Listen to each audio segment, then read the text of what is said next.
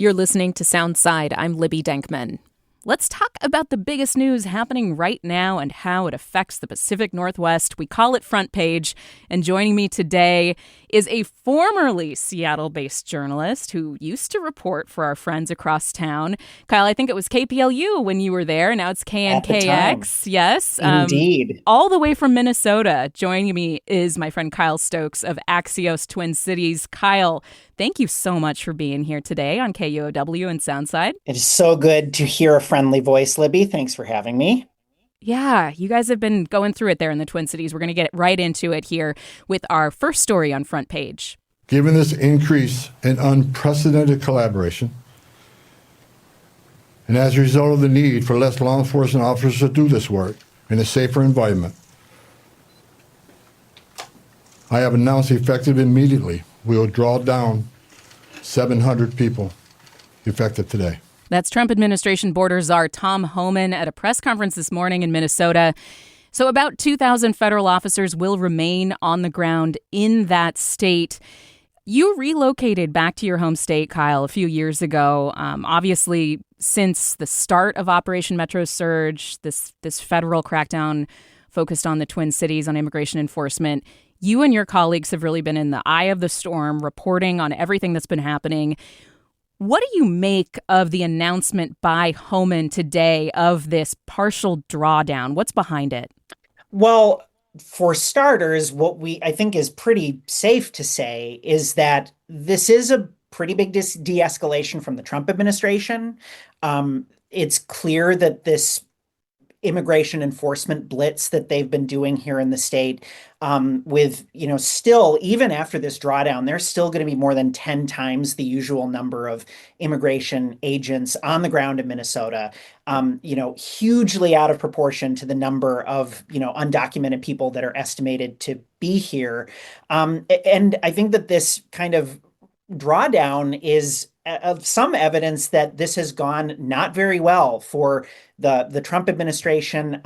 Obviously, tragically, two Minnesotans, U.S. citizens, were shot and killed by agents, as we all know by now. But it's also really undercut the efforts that were nominally behind the surge in the first place, which was to send a bunch of federal agents in here to rein in, concerns about fraud in local nonprofit organizations and sort of like nominally, coming from the state's very large Somali East African population. And, while some of, these fraud concerns, absent the part about whether it's caused entirely by the Somali community, the fraud concerns were legitimate. But now, local U.S. attorneys are leaving over concerns about how the enforcement blitz has proceeded. And this is nothing to say nothing of, the tactics that are used in by agents here on the ground. So many reports of U.S. citizens being detained, people with lawful status or work permits that are being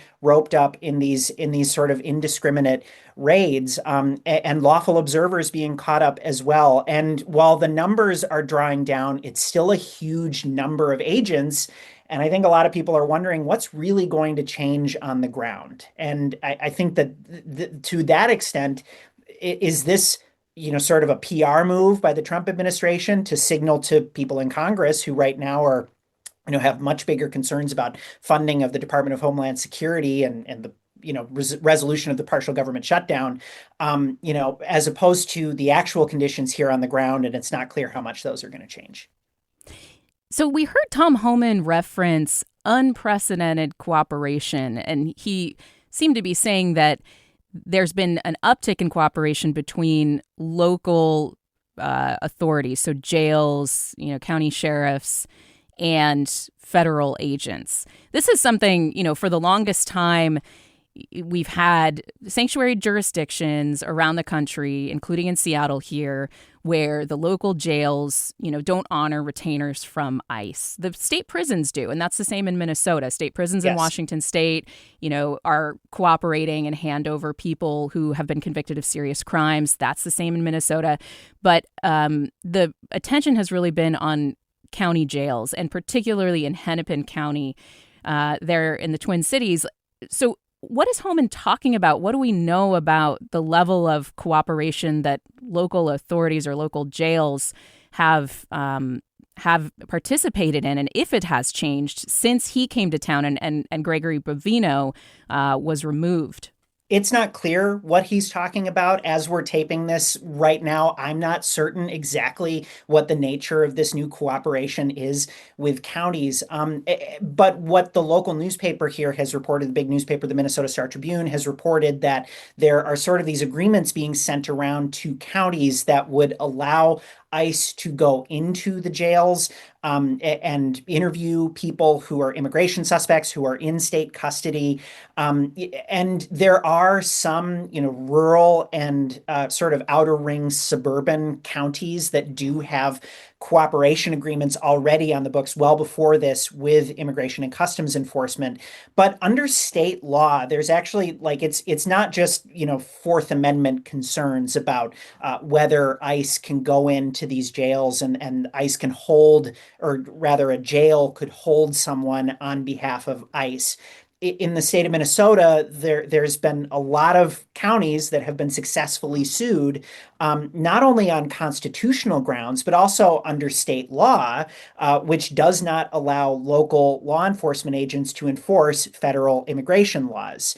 And this has been litigated over and over again. Counties have lost numerous times, and they say that even some of these existing I've talked to attorneys at the ACLU who have been behind some of these successful lawsuits, and they say that it's been litigated over and over again, and these cooperation agreements, as they've existed so far, don't shield the counties from liability. They still could be sued. In fact, one attorney from the ACLU told me that the smart jails have long been throwing away any requests from ICE because the ones who answer ICE's calls are going to get sued.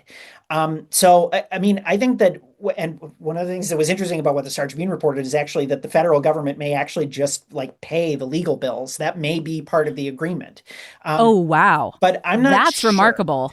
I mean, yeah. I'm not certain. That's only what the Star Tribune has reported. I have not seen one of these agreements at all. But it speaks to the depth of how is this exactly going to work?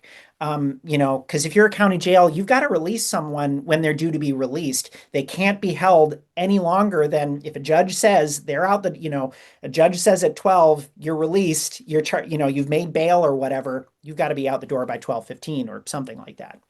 Yeah, that's very interesting, especially for Washington State as well, that has the Keep Washington Working Act, which prevents local police and authorities from working to enforce federal immigration laws, similar to what you were talking about in Minnesota.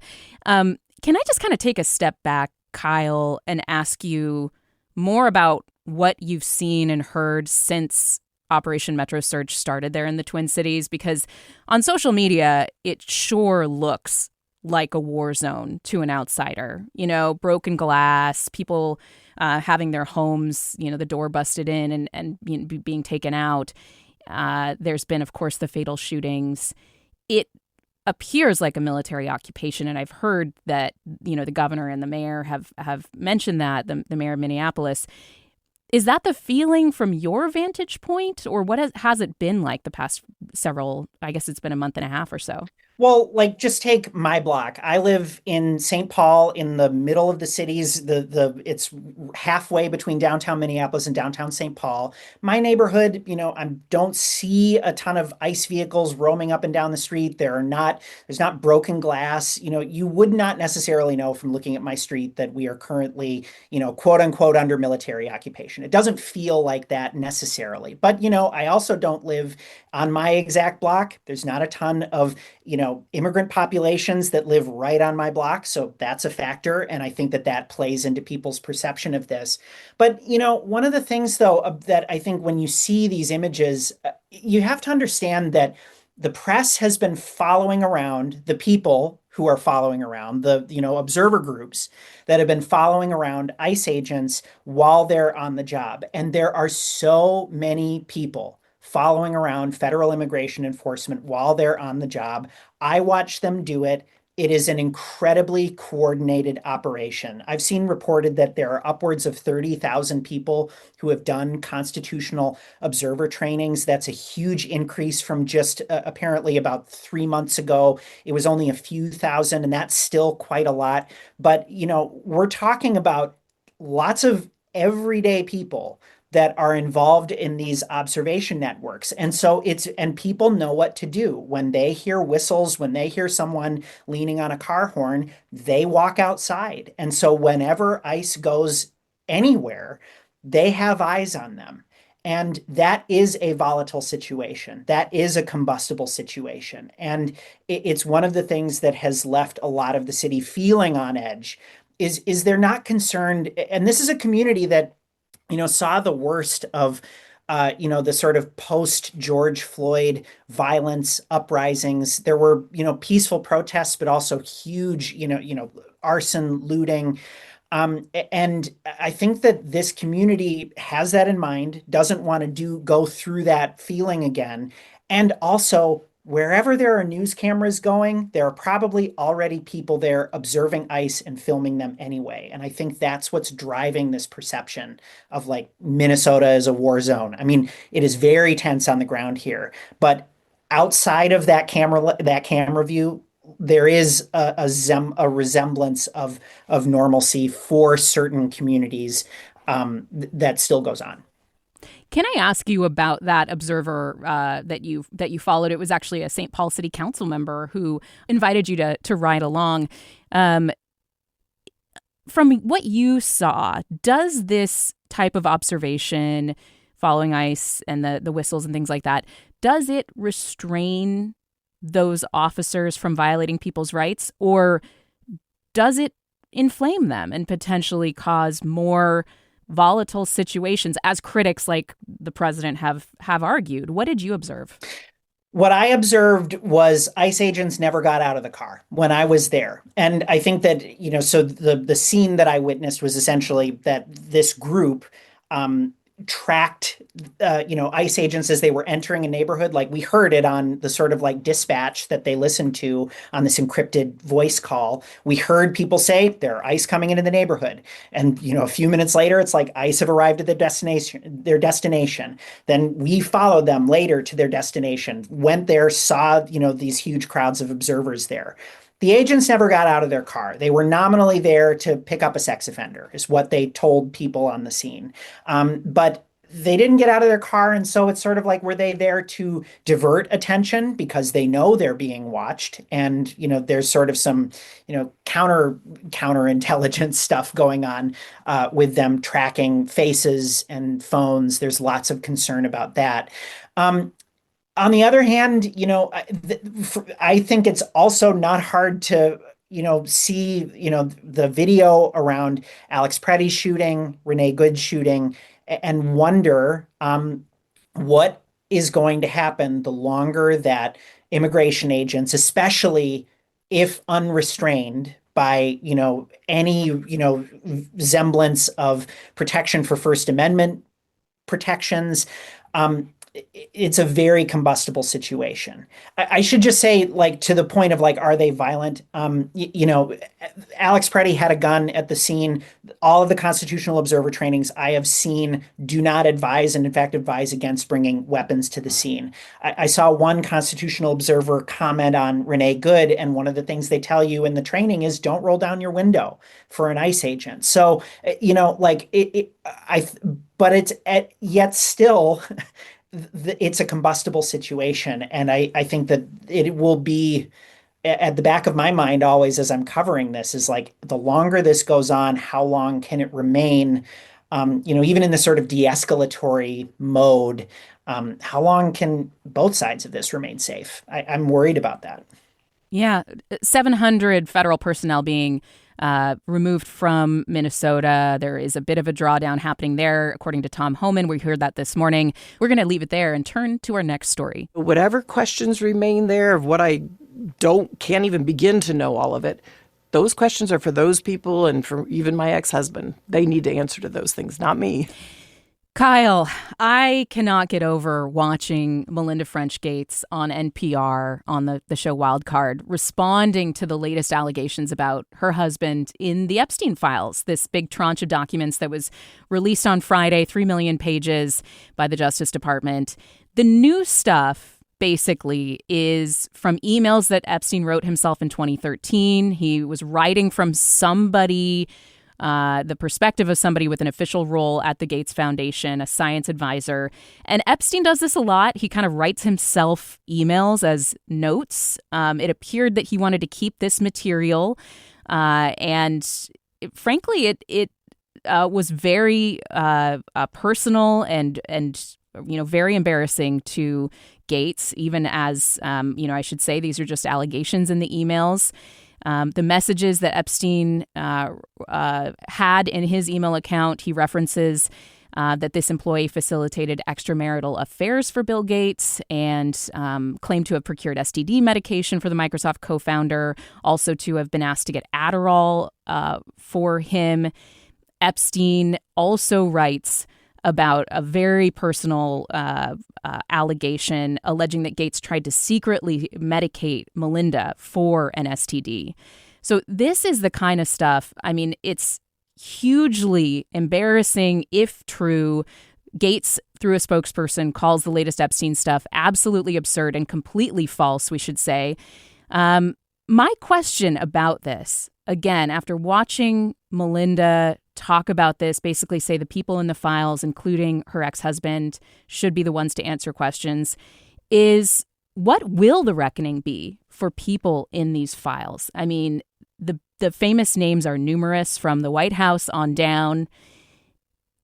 Do cancellations happen anymore, Kyle Stokes? Bill Gates is such a huge part of the Puget Sound region, our legacy, building one of our biggest employers, obviously has a gigantic charitable foundation that's done a lot of amazing work around the world.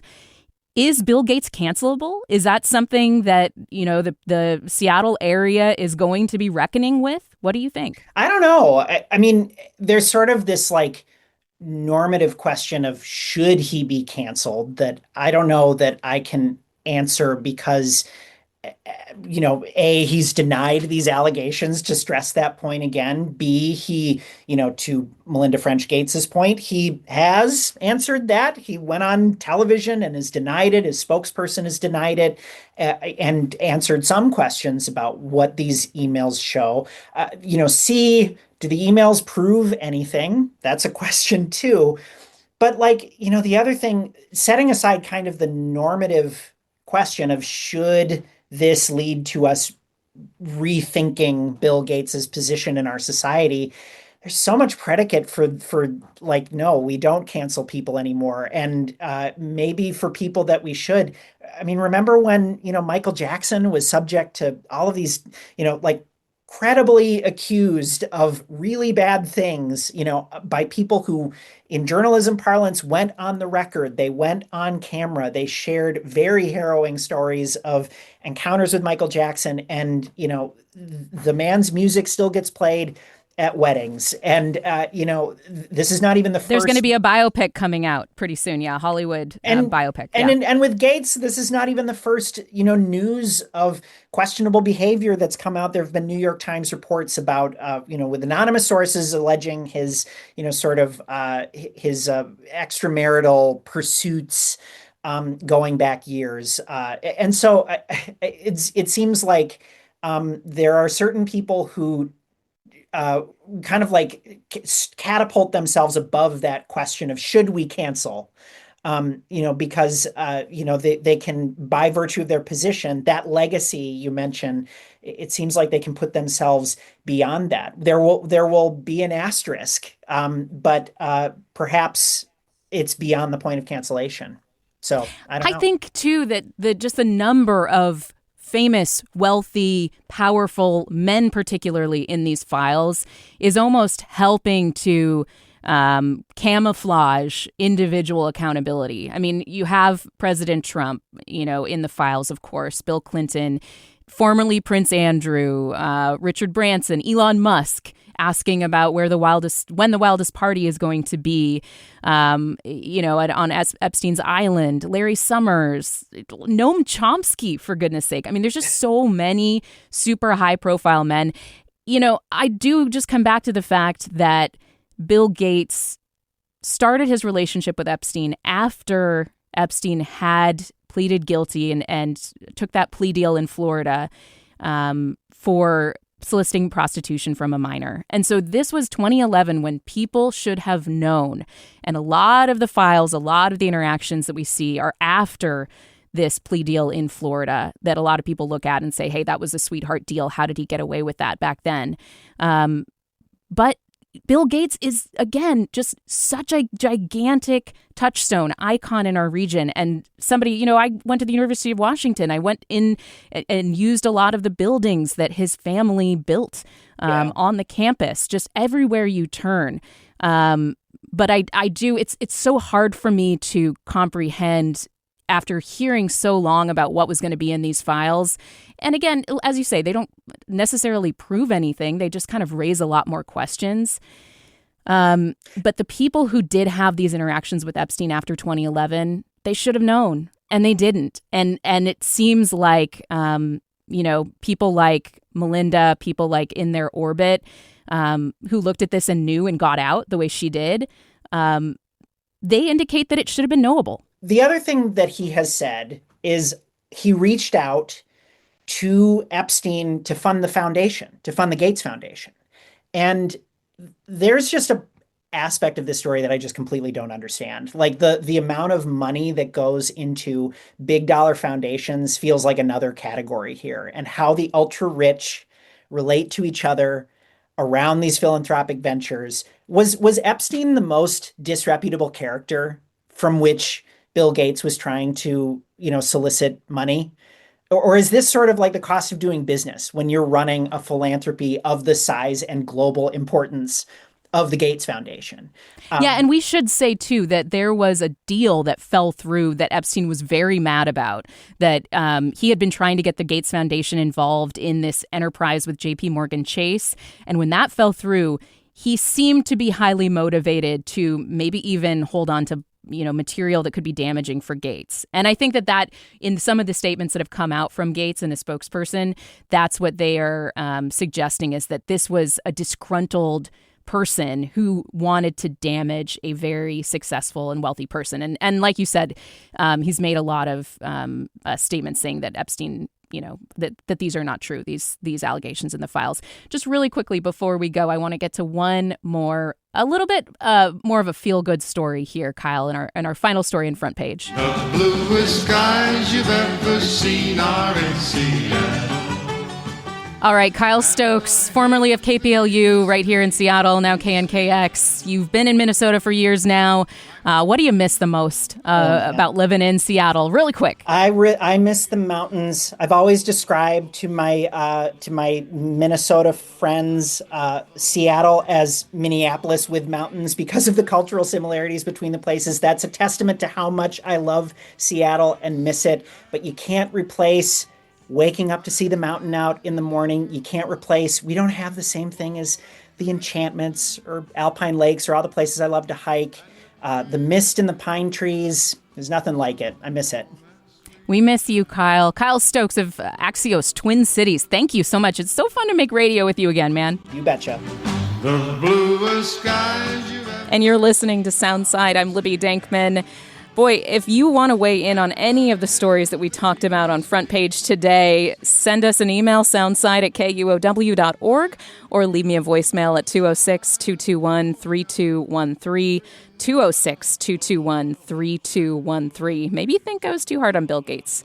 And you're listening to Soundside on KUOW. Boy, we seem to have touched a nerve with some folks when we talked about the Epstein files, the latest drop from the Justice Department, and the ways in which Bill Gates' name comes up in those files. Allegations, as we say, that Gates has denied through a spokesperson and on Australian TV just yesterday. This is a comment from Dale, who says, "Yikes, when you played the clip from Melinda Gates, I thought you were going to discuss how this woman could possibly kick the guy who made her a billionaire under the bus. Instead, you discussed canceling Bill. Huh? It's Melinda who should be canceled." Thank you, Dale, for writing in. Carol says, "You have little idea what Gates did or didn't do as a result of his Epstein connections. Disgraceful that you spent so much time not educating your listeners."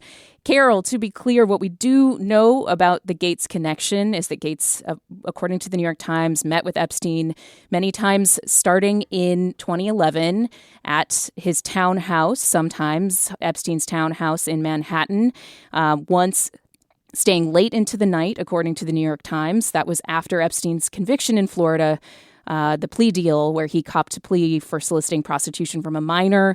And he was a registered sex offender. So that's what we know. Gates has called that a mistake. He has denied wrongdoing. And, you're right. We don't know very much because these Epstein files are largely redacted, many of them incomplete, and many of them possibly through Epstein's, intention, misleading, because it does seem like he held on to material that could have been damaging to rich and powerful men like Gates. Soundside at KUOW.org if you want to respond. And thank you very much to everybody who writes in. Soundside at KUOW.org is our email. Thanks for listening to Soundside. Don't forget you can listen live on KUOW 94.9 FM Seattle at noon and 8 p.m. Monday through Thursday, or anytime online at KUOW.org or on your favorite podcast app.